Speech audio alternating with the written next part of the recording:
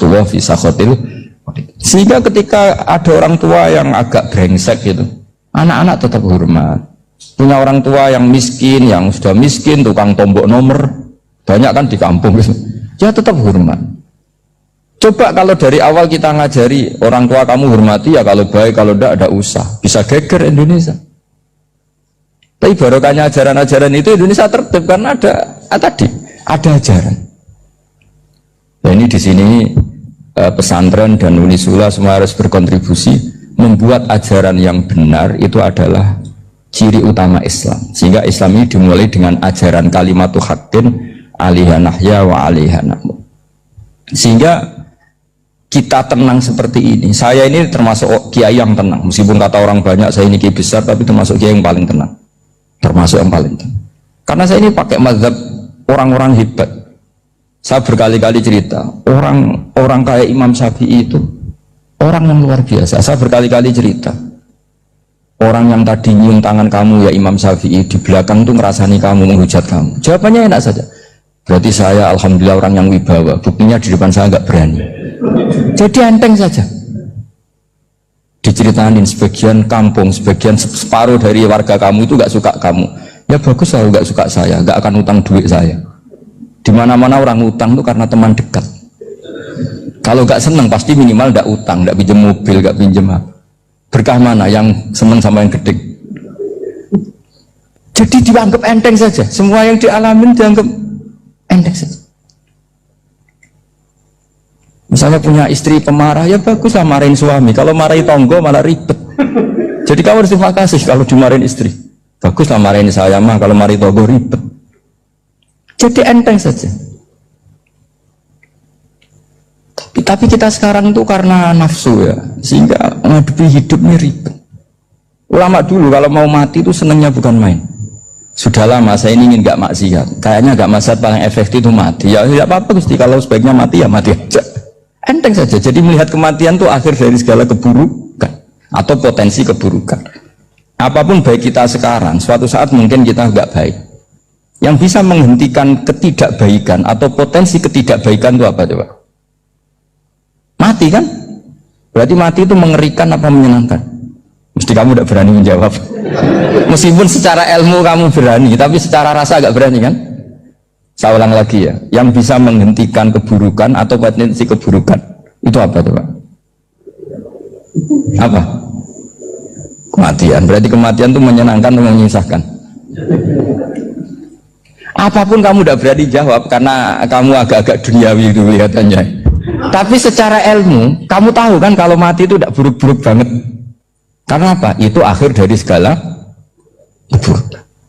Sehingga Nabi mengajarkan kalimat itu begitu luar biasa. Allahumma ahyini maka natil hayatu khairan li wa tawaffani maka natil wafatu khairan li. Nabi melihat dunia itu begitu indah.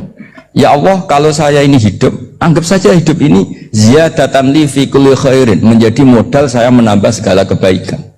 Jika suatu saat saya mati, anggap mawon rohatan li min kulli syarrin, itu akhir dari segala keburukan saya. Sehingga mati hidup ya baik karena di situ kita bisa berkontribusi beramal soleh. Mati juga baik karena mengakhiri segala keburukan. Nabi nate ngendikan lagi, ajaban li amril mu'mini inna amrahu kullahu khair. Orang mukmin itu mengagumkan, semuanya baik. In asobathu na'ma syakara fakana khairan lah. Kalau baru dapat nikmat dia syukur, maka itu baik. Wa in asobatu dharra sabara. Kalau dapat masalah mereka sabar, itu juga baik. Sehingga orang mukmin dua sisinya pasti baik. Itu juga kalimat, maksudnya moto atau pegangan hidup. Nah berikut ini saya beri contoh, ini kenangan saya, ini contoh terakhir. Masalah jadi orang terkenal maupun tidak. Di sini dicontohkan Imam Ghazali di halaman 367 di kitab saya 367, juznya 3 di kitab Ihya Ulumuddin. Di sini beliau cerita betapa untuk menjaga ikhlas sebaiknya orang itu tidak terkenal, tidak syuhrah, tidak terkenal. Oke, itu kita sepakat ya, karena kalau terkenal mungkin orang dipaksa publik dengan tanda kutip untuk selalu berbuat baik, tapi karena jaim lah, jaga image atau apa. Tapi ketika dibalik pertanyaannya, Kamu rela yang terkenal itu orang nggak benar, sementara yang orang benar itu nggak terkenal. Lalu masyarakat tahunya yang tidak benar. Kalau pertanyaannya dibalik gitu, orang baik wajib terkenal enggak? Kalau pertanyaannya dibalik seperti itu, dokter yang benar tidak terkenal, yang malpraktek terkenal. Kamu ingin kondisi seperti itu? Nggak ingin kan? Kampus yang bagus nggak terkenal, kampus yang bagus nggak terkenal, yang nggak bagus. Nah, artinya apa? Gara-gara olah kata, olah pikiran, ini logika jadi rubah. Lagi-lagi apa? Jawaban itu ada di kata-kata sebetulnya. Makanya bab-bab seperti ini tidak usahlah kita berdebat, berpolemik. Sebaiknya orang itu humul, menutup diri, apa sebaiknya orang terkenal, itu nggak perlu seperti itu. Sudah terserah Tuhan saja. Makanya saya mulai dulu ngaji sampai sekarang itu ya tidak punya punya ikon tertentu atau punya website tertentu, enggak. Sudah terserah pengiran, sudah. Saya juga tidak sok suci materialistik atau enggak, ya tidak mikir saya. Bukan apa-apa ya, karena saya ini kiai, jadi biasa urusannya sama Allah, tidak sama makhluk. Jadi pusing kalau sama saran-sarannya makhluk itu pusing. Meskipun rektor kalau nasihati saya pasti tidak saya terima, itu tetap makhluk, itu sudah ada ngefek kalau saya itu sudah ada itu. Bukan karena saya sombong, ya memang makhluk betul gitu, bukan. Cuma nasibnya bejo aja, tapi makhluk tetap makhluk. Saya beri contoh ya. Ini makalah yang ditulis Imam Ghazali. Ya, i'lam aslahakallah anna aslal jah wa intisarus sayyid atau sayyidi wal istihar. Bahwa mazmum itu. Balil mahmudu al-khumulu illa man saharahu wa ta'ala linasri dini min ghairi takallufi talabi syuhrati minhu. Jadi kalau kamu ingin ibadah kamu selamat, ya kamu jangan terkenal.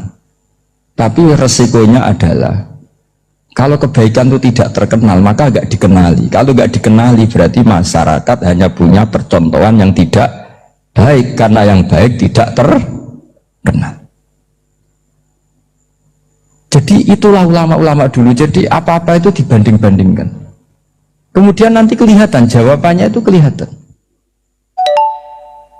Jadi ulama dulu itu biasa ngarang misalnya afatun nikah, sisi negatifnya nikah, harus ngurmat istri, harus macam-macam, kalau terlantar itu ya dosa. Seperti tadi Pak Marsudi cerita, kalau orang ngapalkan Quran itu takut lupa, kalau lupa itu jadi dosa.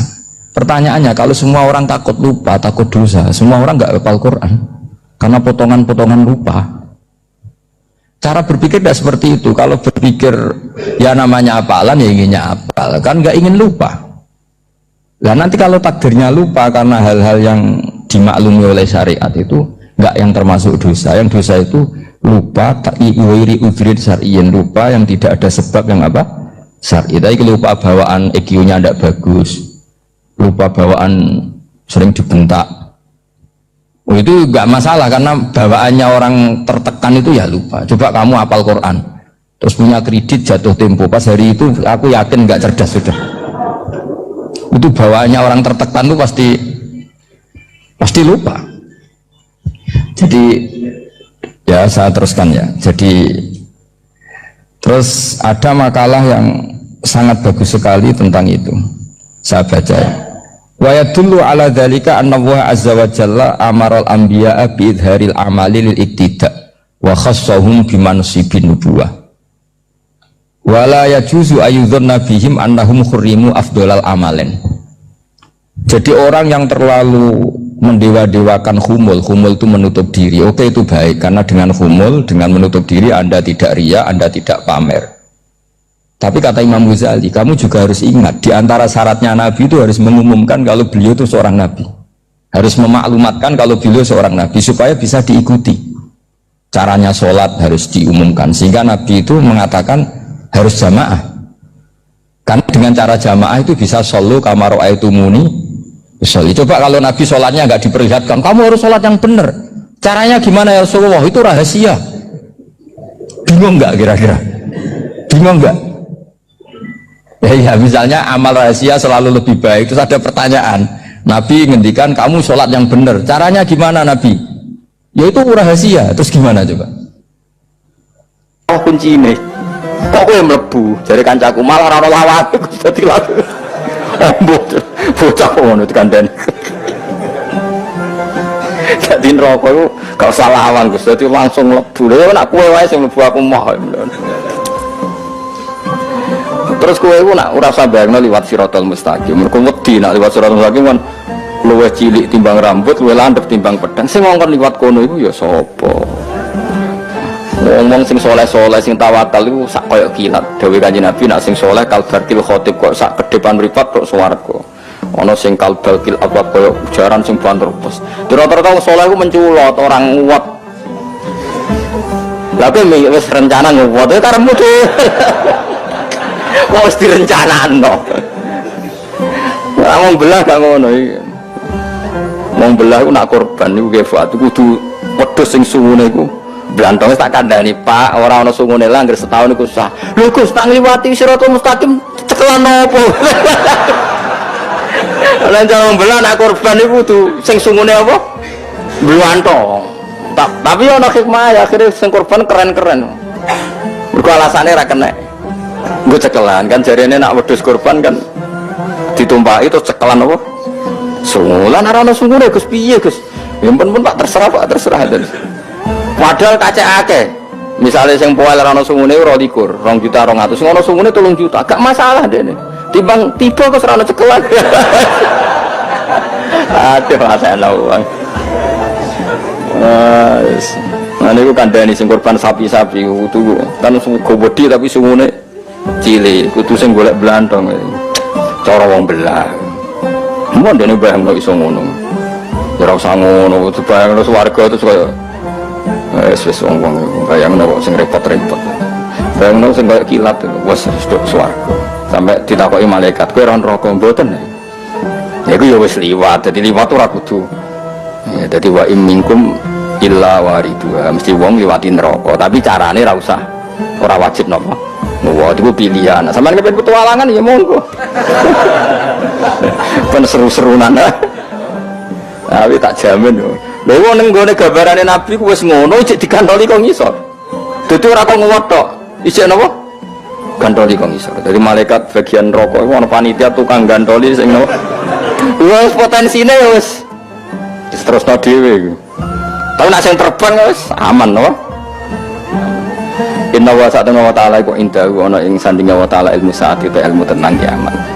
Ya dadi ora usah direncana ngono kusnudon mbek pangeran. Ana indadzoni abdi. Nek iki direncana ngono kok dipraktekno pangeran ngono. Mulane yakin pokoke gampang. Wis yakin tapi modali ikhlas iku paling gampang. Ngamal sing ikhlas ora usah pamer, ora usah. Tapi ora usah pamer ora kok terus dirohno wong ya dirohno wong ben dadi syariat nak lomo iku apik. Intuk tusodaqati fani iman apa. Jadi ikhlaslah sedekah kadang diketokno ben dadi hukum masal. Nak wong penting sedekah kok terus ikhlas. Ora sedekah ora ana wong roh. Ora ana wong roh berarti ora ana ajaran. Ora ana ajaran malah kacau agama dadi runtuh. Sesuai aku ngalim tapi ora tak ketokno, ora ana wong mulah. Jebule anjir ora ana sing diketokno. Ketokno apane? Inna wa satuna wa ta'ala iku indaune sandinga wa ta'ala ilmu saat itu ilmu tentang kiamat. Mata takum kapan terjadi apa kiamat. Mata takumu wa yunzilu. Kira kita napa wa yunzilu. Kira kita napa inna wa inda ilmu saat wa yunas sidil khair. Nabi nak mriki wa yunzilu bitakhfifi napa wa yunzilu wa tasdidilan tasdid wa yunas zilu. Dadi kira ana sing wa yunzilul khair, ana sing napa wa yunzilul khair. Alwe saing udan. Di waktu ana ing siji wektu ya alam kang pirsa sapa wa ing wektu wa alam lan pirsa sapa wa ta'ala ma ing apa wae fil arham wa ing dalam rahim ada karo ana tekulana amsa to itu dadi Allah udat sing pirsa lanang to itu soal saiki teknologi roh iku wis gedhe wis 6 wulan akeh tunggale ketika sperma jadi sperma itu kan sudah di rahim zaman lagi hamil 2 jam 3 jam ngerti gak dokter lanang itu terus saiki dibantah tapi sekarang ilmu medis USG ngerti nak lanang wedok wis 6 wulan. Pangeran dawuh wa ya'lamu ma fil arham yang di rahim. Jadi Allah meskipun sperma baru 2 menit 2 detik kalau itu calon manusia Allah wis pirsa lanang wedok. Lah nek wong saiki ngertine kan terlambat melepuk. Wala ya'lamu lan ora ngerti wahidan ing salah siji minas salah sati sing telu sapa wa ta'ala liyane Allah taala. Mergo mas sing tenggene rahim niku ngeten nggih kula warai iki. Allah nak ngendikan imani wae. Nak ana kelompok ketiga, iku yakini gaweane manusa. Misale ngaten kula terangno nggih. Kan tengene Quran apa walaili idza yaghsha wan nahari idza tajalla wa ma khalaqadz dzakara wal unsa. Demi zat sing gawe lanang mbek wedok. Berarti ya manusa nak ra lanang ya wedok. Kemudian ada fakta di mana manusia itu mengistilahkan kelompok ketiga disebut khunsa, bobo burus. Paham ya? Itu yang menurut Allah kalau gak lelaki ya perempuan. Lo baleni malih. Ben sampean kulino ngalim. Nah ora ya bebo ngalim. Ini penting ya bebo Mas. Seniru wong alim kan ya koyo lo baleni malih ya. Kalau Allah bikin kategori itu imani saja.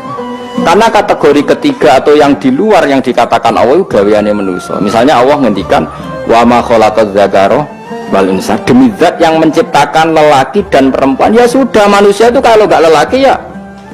Kemudian ada satu fakta yang kita sebut, bukan hakikat, yang kita sebut, yang kita omongkan, yang kita katakan bahwa itu bernama khunsa, wong wandu.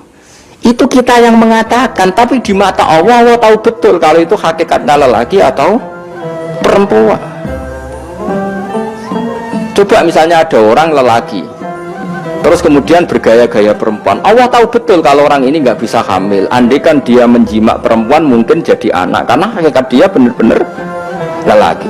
Cuma kita karena keterbatasan kita, karena dia bergaya feminin terus kita darani wandu. Tapi di mata hakikatnya tetap dia kalau nggak lelaki perempuan. Itu satu. Itu yang hakikat. Lalu kita butuh hukum fikih. Kita butuh hukum fikih. Kalau ada orang yang bernama wandu atau khunsa, sholatnya gimana? Kawinnya gimana? Kita putuskan lelaki atau kita putuskan perempuan? Kalau kita putuskan perempuan, sholatnya pakai mukena. Kalau kita putuskan lelaki, cukup mabena surah war. Nah, itu pula yang menjadi pertanyaan Muawiyah. Muawiyah dulu itu musuh Sayyidina Ali perang. Bareng ditakoki wong ra iso, khunsa lu nak sholat sepundi? Akhirnya Quran surat Sayyidina Ali, pas musuhan lu. Sayyidina Ali ya pinter, pidato. Muawiyah itu musuhku, tapi nak masalah ilmu takok aku. Diumum ngono khutbah. Karena ini ilmu harus terbuka, jadi Sayyidina Ali harus diakses secara terbuka karena nggak boleh kitmanul ilm. Terus Sayyidina Ali menghukumi hukima min haitsu yabul masyhur. Gua bayar hukima min haitsu yabul. Jika dia kencing di alat penisnya maka jelas lelaki. Tapi kalau dia kencing misalnya dengan vagina berarti perempuan. Karena ini kita butuh fikihnya, secepatnya harus kita putuskan. Karena misalnya dia sholat pakai gaya lelaki atau perempuan, itu hukima min haitsu yabul. Makanya tetap ya soal kita mengatakan Agus ning dunia iku ana khunsa, pembagian Quran gak lengkap, rangkap dasem ya kuwi sing keliru. Jadi sesuatu itu sering ada karena kita katakan hakikatnya dunia kalau gak lelaki ya perempuan. Lalu ada fakta yang kita katakan itu khunsa. Mulane ning gone tafsir Jalalan sampean delok ning wa ma khalaqadz dzakara wal unsa, terus beliau ngendikan gini, wal khunsa iku dzakarun au unsa indawa. Khunsa itu hakikatnya kalau gak lelaki ya perempuan, karena Allah tidak ngakui ada kategori ketiga. Makanya kita cepatnya memberi hukum tadi. Tapi kalau kita diskusi ngarang fikih terus ono bakasan khunsa iku piye, hukume piye? Hukume gampang, kalau alat kelaminnya yang aktif ketika kencing yaitu yang menjadi hukum.